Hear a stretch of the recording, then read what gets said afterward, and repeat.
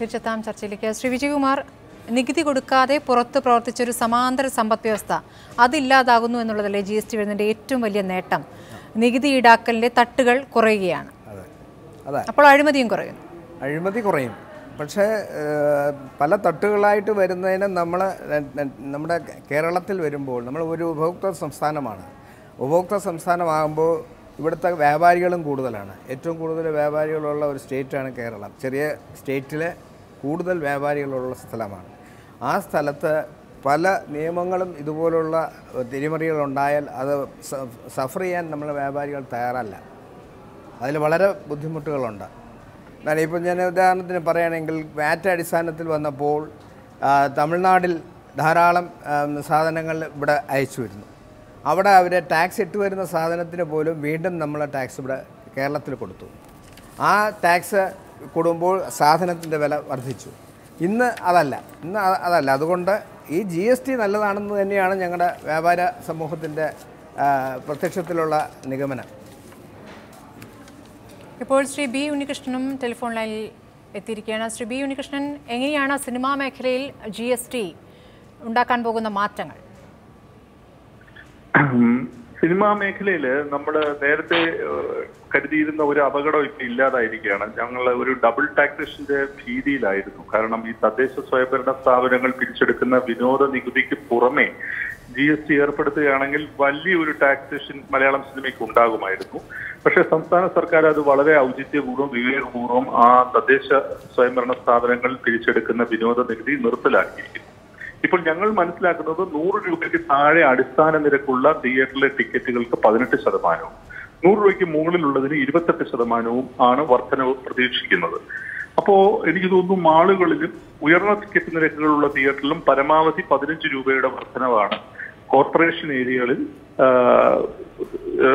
ജനങ്ങളുടെ മേൽ ഉണ്ടാവാൻ, പ്രേക്ഷകരുടെ മേൽ ഉണ്ടാവാൻ സാധ്യത.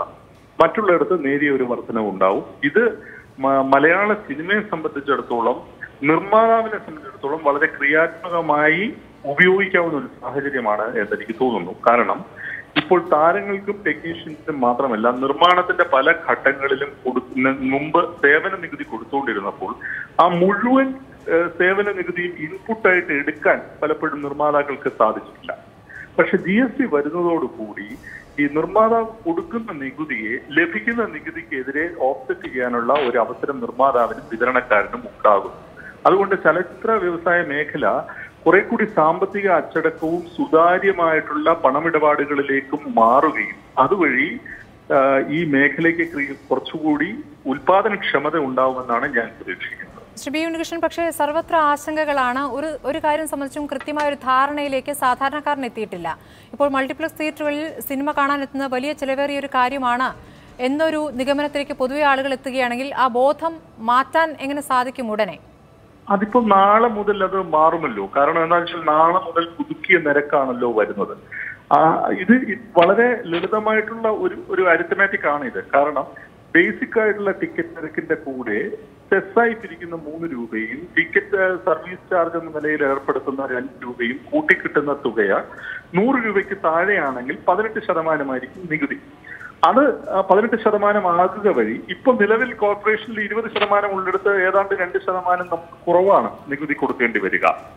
100 രൂപയ്ക്ക് മുകളിലാണെങ്കിൽ 28% വരുമ്പോൾ കോർപ്പറേഷൻ ഏരിയകളിൽ ഏതാണ്ട് 3% വർധനവ് ഉണ്ടാവുന്നു. മുനിസിപ്പാലിറ്റി ഏരിയയിൽ അതിനനുസരിച്ച് പ്രപ്പോർഷനേറ്റ് ആയിട്ടുള്ള നിരക്കുകളിലേക്കാണ് വർധനവ് വരുന്നത്. അതുകൊണ്ടൊരു വലിയ ഭീമമായ വർധനവ് ഞാൻ പ്രതീക്ഷിക്കുന്നില്ല. ഞാൻ താങ്കളോട് നേരത്തെ സൂചിപ്പിച്ച പോലെ 10 തൊട്ട് 15 രൂപയുടെ വർധനവ് ഉയർന്ന നിരക്കുകളിൽ ഏതാണ്ട് 250 രൂപ 300 രൂപ ടിക്കറ്റ് നിരക്കുള്ള സ്ഥലത്ത് ഒരു 15 രൂപയുടെ വർധനവ് പ്രതീക്ഷിക്കുന്നു. 100 രൂപയ്ക്ക് താഴെയുള്ളിടത്ത് വർധനവ് ഉണ്ടാകില്ല എന്ന് മാത്രമല്ല, ഒരു പക്ഷേ നിരക്ക് 200-300 രൂപ കുറയാനുള്ള സാധ്യത. ശ്രീ ബി ഉണ്ണികൃഷ്ണൻ, ഒരു ഹോട്ടൽ വ്യവസായി എന്ന നിലയ്ക്കുള്ള ഒരു അഭിപ്രായം കൂടി താങ്കളിൽ നിന്ന് തേടുകയാണ്. ഈ റെസ്റ്റോറൻറ്റുകളിലെ ഭക്ഷണം സാധാരണക്കാരനെ സംബന്ധിച്ച് ഇനി ചെലവേറിയതാകും എന്നുള്ള ആശങ്കയും നിലനിൽക്കുന്നുണ്ട്. ഒരു ഹോട്ടൽ വ്യവസായി എന്ന നിലയിൽ ഞാൻ പരാജയപ്പെട്ട ആളാണ്. അതുകൊണ്ട് ഞാൻ അതിനകത്ത് അഭിപ്രായം പറയുന്നത് എങ്ങനെയാണെന്ന് എനിക്ക് അറിഞ്ഞുകൂടാ. പക്ഷേ ഒരുപാട് സഞ്ചരിക്കുന്ന ഒരാള് എന്ന നിലയിൽ എനിക്ക് തോന്നുന്നു അത്യാഡംബര ഹോട്ടലുകളിൽ മാത്രമാണ് ഈ വലിയ ഒരു വർധനമുണ്ടാവുന്നത്. അങ്ങനെയല്ല AC റെസ്റ്റോറന്റുകളിൽ അത് വലിയ അത്യാധുനികമാകണമെന്നൊന്നുമില്ല. AC റെസ്റ്റോറന്റുകളിൽ എത്തുമ്പോഴേക്കും വലിയ രീതിയിൽ മാറ്റമുണ്ടാകും. തീർച്ചയായിട്ടും ചില മേഖലകളിൽ ഈ നമ്മളുടെ GST വരുന്നതോടുകൂടി വലിയ നിരക്ക് സാധാരണക്കാരന് കൊടുക്കേണ്ടി വരുന്നുണ്ട്. ചില മേഖലകളിൽ ചില ഉൽപ്പന്നങ്ങളിൽ അതിന്റെ അഡ്വാൻറ്റേജ് കിട്ടുന്നുണ്ട്. പക്ഷേ നമ്മൾ പറയുന്ന പോലെ ഒരു അടിമുടി ഒരു സാമ്പത്തിക പരിഷ്കരണം, ഒറ്റ നികുതി എന്ന ഒരു സംഗതിയിലേക്ക് പോകാനായി രാജ്യം തീരുമാനിക്കുമ്പോൾ ഇപ്പോൾ കേരളം പോലുള്ള സംസ്ഥാനം, നമ്മുടെ ധനകാര്യമന്ത്രി ഉൾപ്പെടെയുള്ള ആളുകൾ വളരെ ക്രിയാത്മകമായ വിയോജിപ്പുകൾ അതിനകത്ത് പ്രകടിപ്പിച്ചിട്ടുണ്ടെങ്കിൽ പോലും ഈ ഒരു നികുതി നിരക്ക് നിലവിൽ വരുന്നതോടുകൂടി ഇതിന്റെ അഡ്വാൻറ്റേജസിനോടൊപ്പം ഇതിന്റെ വളരെയധികമായിട്ടുള്ള തിക്തഫലങ്ങളെയും ഒരുപോലെ സ്വീകരിക്കാൻ നമ്മൾ നിർബന്ധിതരാകുകയാണ്. You have to live with it. അല്ലാതെ നമുക്കൊന്നും പറയാനില്ല. വളരെ നന്ദി ശ്രീ പി ഉണ്ണികൃഷ്ണൻ ചർച്ചയിൽ പങ്കെടുത്തതിന്. ഒരു ഇടവേളയ്ക്ക് ശേഷം മടങ്ങിയെത്താം.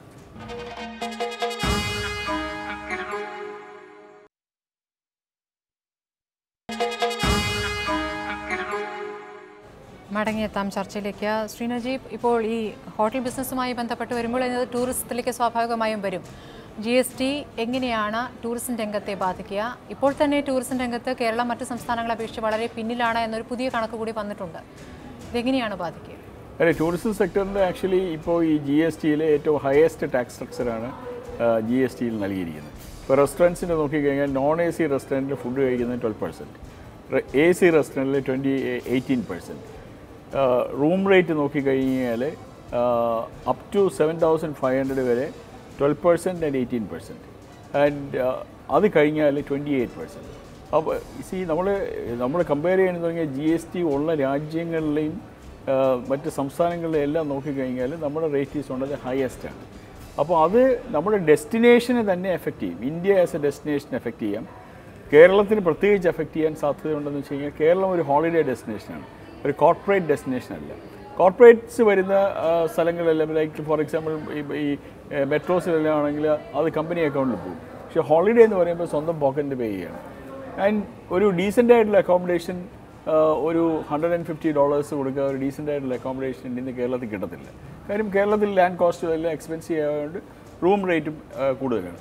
അപ്പോൾ 7,500 രൂപ എന്ന് പറയുന്നത് $120-130 ആയുള്ളൂ, അല്ലെങ്കിൽ $150. ആ ഡോളറിൻ്റെ കോസ്റ്റ് വരുമ്പോൾ ഡെഫിനറ്റ് ആയിട്ടും 30%, 28% മോറായിട്ട് വരും. പക്ഷേ തോമസ് ഐസക് കേരളത്തിന്റെ കാര്യങ്ങൾ പ്രത്യേകം ചർച്ച ചെയ്തും പല കാര്യങ്ങൾ വാശി പിടിച്ചും ചർച്ച ചെയ്തും ഒക്കെ നേടിയെടുത്തിട്ടുണ്ട്. ഈ വിഷയത്തിൽ അദ്ദേഹത്തിന്റെ ശ്രദ്ധയിൽ പ്രത്യേകമായി പെടുത്തിയിട്ടുണ്ടായിരുന്നു. 5,000 രൂപയായിരുന്നു. ഈ 5,000 രൂപീസ് കൂടുതലുള്ളതാണ് 28% ഗവൺമെൻറ് ഫിറ്റ് ഫിക്സ് ചെയ്യുന്നത്. പക്ഷേ ഞങ്ങൾ അദ്ദേഹത്തോട് പറഞ്ഞതിന് ശേഷം അദ്ദേഹം വളരെ ശക്തിയുക്തം വാദിച്ചതിന് ശേഷമാണ് ആ റേറ്റ് 7,500 രൂപയായിട്ട് ലിമിറ്റ് എൻഹാൻസ് ചെയ്തത്. പക്ഷേ അതുകൊണ്ട് നമുക്ക് അഡ്വാൻറ്റേജ് ഉദ്ദേശിക്കുന്ന രീതിയിലുള്ള അഡ്വാൻറ്റേജ് ഉണ്ടാകത്തില്ല. കാര്യം നിങ്ങൾ ടാക്സേഷൻ ഹയസ്റ്റ് ആക്കി കഴിയുമ്പോഴത്തേക്ക് ഇനി അതിനകത്ത് ലൂപ്പ് ഹോൾസ് വരുമോ എങ്ങനെ വരുമോ എന്നുള്ളതെല്ലാം നമ്മൾ കണ്ടുപിടിക്കേണ്ടത്. അപ്പോൾ ശരിക്കും പറഞ്ഞാൽ ഒരു ലെസ് ദാൻ 20% ടാക്സേഷൻ ആയിരുന്നെങ്കിൽ it would have been far better for tourism. Tourism prime മിനിസ്റ്ററുടെ ഏറ്റവും പ്രധാനപ്പെട്ട 5 മേഖലകളിൽ ഒന്നാണ്, എപ്പോഴും പറഞ്ഞുകൊണ്ടിരിക്കുന്ന മേഖലയാണ്. അപ്പോൾ പ്രൈം മിനിസ്റ്റർ തന്നെ ഇത്രയധികം ഇമ്പോർട്ടൻസ് കൊടുക്കുന്ന ഒരു മേഖലയ്ക്ക് ഇത്രയധികം ഹയസ്റ്റ് ടാക്സേഷൻ എങ്ങനെ വന്നു എന്നുള്ളത് ടൂറിസം മേഖല അത്ഭുതപ്പെടുകയാണ്. The entire hospitality industry of India has represented. ഇന്ത്യയിൽ തന്നെ അതെ 1-2 ഇന്ത്യയിൽ തന്നെ ഉള്ള ഒരു സംസ്ഥാനങ്ങളിലും ഇപ്പോൾ ഒരു 3 സംസ്ഥാനങ്ങളിൽ ഒഴിച്ച് 28% ഒരു സ്ഥലത്തും ടാക്സ് ഇല്ല. ഡൽഹിയിലും മേഘാലയയിലും മറ്റു ഒരു സംസ്ഥാനത്തിൽ കൂടെ ഉള്ളു 28% എബവ് ആയിട്ടുള്ളത്. ബാക്കി എല്ലാം തന്നെ അറൗണ്ട് 20% ആ റേഞ്ചിലാണ് ഇപ്പോഴത്തെ ടാക്സേഷൻ. അപ്പോൾ അത് കൂടുമ്പോൾ തീർച്ചയായിട്ടും ആ മേഖലയ്ക്ക് അഡ്വാൻറ്റേജ് ഉണ്ട്. GSTയുടെ പ്രാഥമികമായ ഉദ്ദേശം ഇവിടെ ചോദ്യം ചെയ്യപ്പെടുകയാണ്. കാരണം പ്രാഥമികമായ ഉദ്ദേശം എന്ന് പറയുന്നത് റാഷണലൈസേഷൻ ഓഫ് ടാക്സസ് ആണ്. അപ്പോൾ അത് ഏകീകരിച്ച് കൊണ്ടുവരുമ്പോഴത്തേക്ക് റീസണബിൾ ടാക്സേഷൻ സ്ട്രക്ചറിലേക്ക് വരേണ്ടതുണ്ടായിരുന്നു. ഇതിപ്പോൾ ഹൗസ് ബോട്ട് മേഖലയും ഇതുപോലെ തന്നെ എഫക്റ്റ് ചെയ്യും. ഹൗസ് ബോട്ട് മേഖല ടൂർ ഓപ്പറേറ്റേഴ്സായിട്ട് ഇപ്രാവശ്യം കൺസിഡർ ചെയ്യുന്നു. പക്ഷേ ഇപ്പോൾ അത് ഹോസ്പിറ്റാലിറ്റി സെക്ടറിലേക്ക് വരുമ്പോൾ അവിടെയും 28% വരികയാണ്. ഇനി ഈ മേഖലയിലെല്ലാം തന്നെ ഒരു ടൂർ ഓപ്പറേറ്ററാണ് ബുക്ക് ചെയ്യുന്നതെങ്കിൽ, ഞാൻ എന്നെപ്പോലുള്ള ടൂർ ഓപ്പറേറ്ററാണ് ഈ മേഖലയിൽ ബുക്ക് ചെയ്യുന്നത്, 28%, 5% ടൂർ ഓപ്പറേറ്റേഴ്സിന് ടാക്സ് ഉണ്ട്. അപ്പോൾ 33% ആയിട്ട് മാറും. അവിടെയാണ് ഇതിനകത്തുള്ള വ്യത്യാസം വരുന്നത്. അതുപോലെ തന്നെ ഏവിയേഷൻ സെക്ടറിന് വരുന്നുണ്ട് 5% and 12%, 10%. കേരളത്തിൽ എന്തായാലും ടൂറിസം മേഖലയിൽ വലിയ തിരിച്ചടി തന്നെയാണ്. ഏതായാലും ഈ GST എങ്ങനെയാണ് പ്രതിഫലിക്കുക, എന്താണ് GST എന്നത് സംബന്ധിച്ചുള്ള ആശങ്കകൾ സാധാരണ ജനങ്ങൾക്കിടയിൽ മാത്രമല്ല മന്ത്രിമാർക്കിടയിലുണ്ട് എന്ന് വേണം മനസ്സിലാക്കാൻ. ഗുഡ്സ് ആൻഡ് സർവീസ് ടാക്സിനെ കുറിച്ച് സാധാരണക്കാർക്ക് മാത്രമല്ല ഭരിക്കുന്നവർക്കും വലിയ ധാരണയില്ല എന്നതിൻ്റെ സൂചനകൾ. ഉത്തർപ്രദേശിലെ സാമൂഹ്യക്ഷേമ മന്ത്രി രാംപതി ശാസ്ത്രിയോട് GSTയുടെ പൂർണ്ണരൂപം എന്തെന്ന് ചോദിച്ചപ്പോൾ ഇതായിരുന്നു പ്രതികരണം. GST का फुल फॉर्म बता दीजिए, क्या है GST का फुल फॉर्म? GST का फुल फॉर्म है गवर्नमेंट सर्विस टैक्स। नहीं पता, चलिए ठीक है, ठीक है, चलिए वो पता है उसका मैं पढ़ रहा हूँ.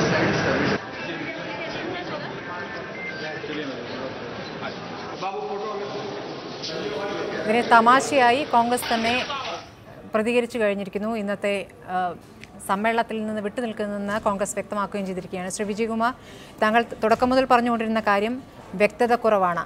ഇതിപ്പോൾ വ്യവസായികൾക്ക്, ജനങ്ങൾക്ക്, സാധാരണക്കാർക്ക് എല്ലാവർക്കും വ്യക്തത വരുത്താൻ ഇതിപ്പോൾ നടപ്പാക്കി ഓരോന്ന് അനുഭവിച്ച് തന്നെ മനസ്സിലാക്കണമെന്നാണോ, അതല്ലാതെ മറ്റെന്തെങ്കിലും പരിപാടികൾ വേണ്ടതുണ്ടെന്ന് താങ്കൾ കരുതുന്നുണ്ടോ? അതെ, സമയപരിധി ഇതിന് കൊടുക്കണം.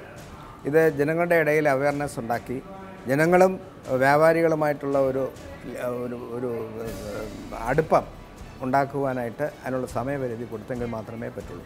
അത് ഉദ്യോഗസ്ഥന്മാർ, നമ്മുടെ സ്റ്റേറ്റിലുള്ള സർക്കാർ ഉദ്യോഗസ്ഥന്മാർ അതിനെ ദുരുവ്യാഖ്യാനിച്ച് വ്യാപാരികളെ ബുദ്ധിമുട്ടിക്കരുത്, ജനങ്ങളെയും ബുദ്ധിമുട്ടിക്കരുത്. അതാണ് എനിക്ക് ചെറുകിട വ്യാപാരിയെക്കുറിച്ച് പറയുമ്പോൾ എനിക്ക് ഏറ്റവും പ്രധാനമായിട്ട് പറയാനുള്ളത്. തിരിച്ചെത്താം, ഒരു ഇടവേള കൂടി.